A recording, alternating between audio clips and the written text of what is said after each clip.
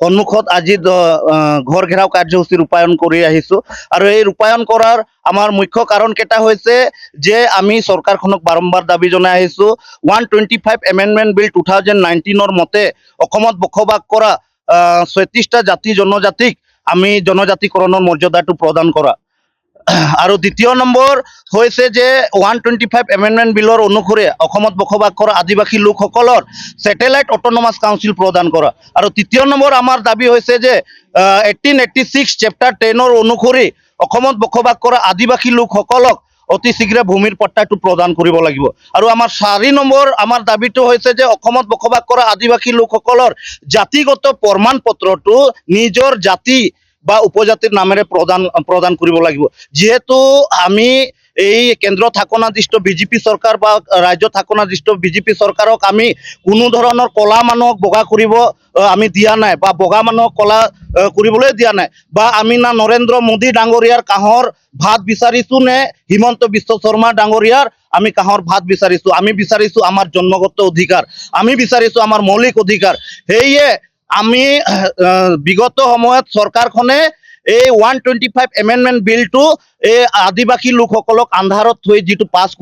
কৰাৰ যিটো এটা খেল ৰচনা কৰিছিলে এইটো কিন্তু আদিবাসীসকলে কেতিয়াও হ'ব নিদিয়ে আৰু সেয়ে আমি চৰকাৰখনক বাৰম্বাৰ আমি দাবী জনাই আহিছোঁ যে অতি শীঘ্ৰে পঞ্চায়ত ইলেকশ্যনৰ আগতীয়াকৈ বা পঞ্চায়ত ইলেকশ্যনৰ পূৰ্বতে যদি আমাৰ এই দাবীসমূহ যদি পূৰণ নকৰে কিন্তু আমি সদৌ অসম আদিবাসী ছাত্ৰ সন্থা হৈ যিমানে আমাৰ আদিবাসী অধ্যুষিত গাঁও বাগিচা এলেকাবিলাক আছে এই এলেকাবিলাকত কিন্তু কোনো ধৰণৰ আমি জনপ্ৰতিনিধিক এই বিজেপি চৰকাৰৰ কোনো ধৰণৰ জনপ্ৰতিনিধিক আমি প্ৰৱেশ কৰিব নিদিম অসমবাসী তথা ডিমৰীয়াবাসীৰ বাবে সুখবৰ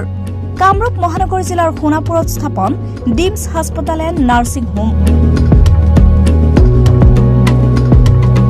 উপলব্ধ বিভাগসমূহ general medicine gynaecology general and laparoscopic surgery orthopaedic surgery paediatrics and neonatology palliative medicine pain clinic dermatology ENT urology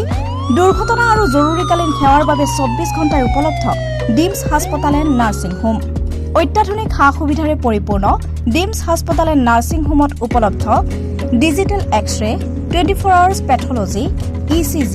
PAC clinic 24 hours RMO doctors